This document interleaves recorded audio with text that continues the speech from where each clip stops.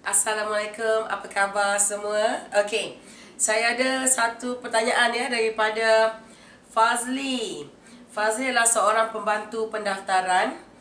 Dia kata, "Salam Dr. Niki, saya ada problem di mana saya pernah buat pinjaman bank dan kini gaji saya hanya tinggal RM500 sahaja kerana dah ditolak pembayaran kepada bank.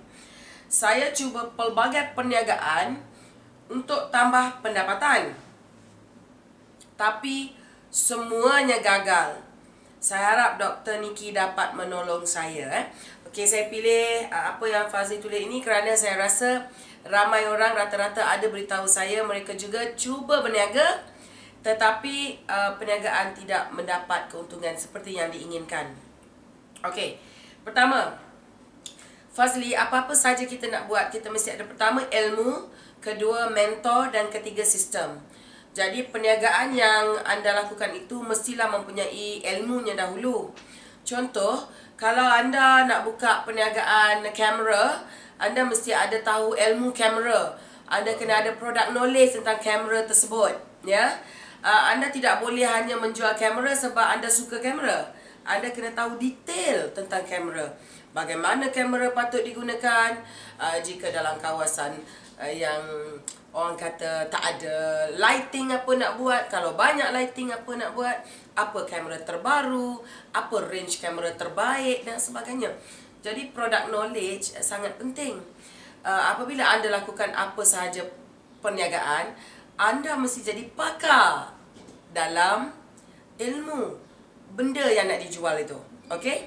Satu lagi, kalau contoh nak raya ni kan, nak bulan puasa, ramai orang bekerja nak buat bisnes. Contoh dia yang senang ialah jual kain lah, jual kain ya. Kalau nak jual kain, peniaga jual kain itu mesti tahu ilmu kain. Jangan bila customer tanya, "Ni kain apa kak?" "Tak tahulah dek." Ya. "Ini untuk apa kak?" "Tak tahulah dek." Jadi bila kita jual kain, kita kena tahu, okey adik, ni kain begini-begini, elok untuk baju jubah, elok untuk baju apa, elok untuk pagi raya, kain apa, ini tak panas dan sebagainya. Jadi ilmu mendalam tentang perniagaan itu atau barangan itu sendiri amat penting. Jadi selepas itu, ilmunya juga seperti di mana nak dipasarkan, ilmu pemasaran dan ilmu perakaunannya, bila dapat duit apa nak buat, ya. So banyak jenis ilmu lah kena dipelajari. Rata-rata saya nasihatkan semua orang untuk dapatkan ilmu. Buku ialah satu perkara yang paling penting. Buku tolong baca mengenai perniagaan yang kita nak lakukan. Kedua adalah attend seminar. Ketiga, tengok YouTube banyak macam ni. Okay? Keempat, berkawan dengan orang yang mempunyai experience ini. Berkawan dengan mereka. Dan kelima, dengar nasihat dari pelbagai sumber. Buat research daripada pelbagai sumber. Okay? Now, Fazli, selepas ada ilmu, kena ada mentor, kena ada seseorang yang kita lihat bagaimana perniagaan dia itu berjaya dalam bidang yang kita pilih. Contoh tadi kamera. Kalau kedai kamera di mana yang bagus, kedai kamera mana yang orang boleh buat millions. Kalau orang jual kain, siapa yang anda kenali jual kain bagus-bagus atau jual tudung bagus-bagus. Okay. So, yang ketiga adalah sistem.